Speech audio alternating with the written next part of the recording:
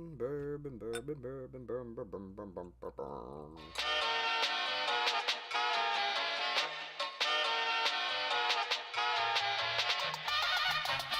One, two, three, jump!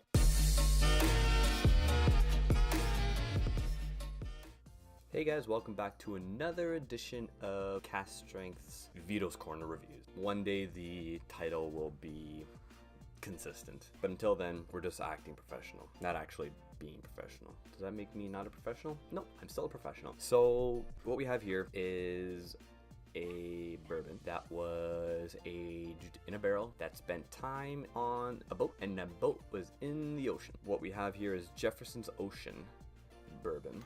Voyage 16. Now I don't have the bottle. The bottles are kind of cool. I was graciously gifted a small little sample to review by my good friend Dan. Thank you, Dan. This is the first time I'm coming close to this bourbon.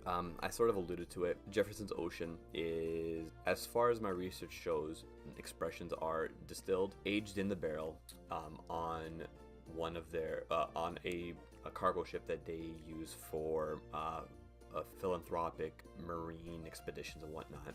And after that, it's brought back to the Kentucky Artisan Distillery in Crestwood, Kentucky, and then blended. All the barrels are blended and bottled there, and then obviously released to the public, which is kind of cool. It's distilleries like this that get that should get you excited. They're trying to do something so like out of the norm that they're, at least from what I've been told, ending up with really interesting things. Now we're gonna go through this today really quickly and see if it matches the hype. Obviously, because I forgot, this is also bottled at 90 proof, 45%. I think I'm just gonna stop saying the percentage for the bourbons. I'm gonna try being a bourbon professional and say proof and bourbon terms, stuff like that. I'm gonna be a bourbon professional. As you know, I'm batching these. Compared to the Eagle Rare, this is very light. It doesn't, on the nose, it's almost like it feels on the nose like a 40% whiskey. There's very little there. You get the oak, you get a bit of cherry, a little bit of vanilla, probably a little bit more vanilla actually. A little more vanilla, musty.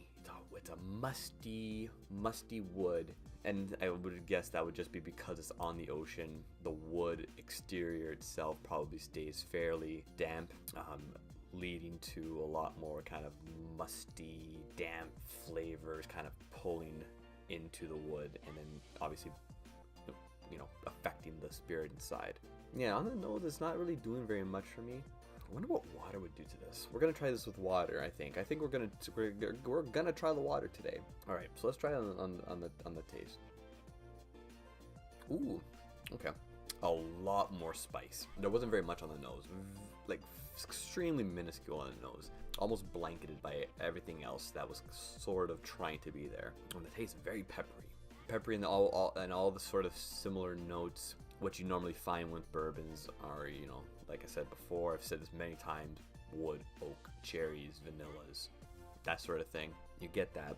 It does have a really nice lingering finish. It's not in your face, it's not super powerful. It's there, it's just kind of kicking back, just being like, hey, what's up? I'm still here. Yeah, okay. This is interesting. This is interesting enough that I'd order this. Probably wouldn't buy a bottle just because for the same price, at least in Canada, I'd be able to, you know, get just about anything else bourbon wise that I like more. Okay, so I did a really quick just double check on the price of this bottle of what this costs. I'm definitely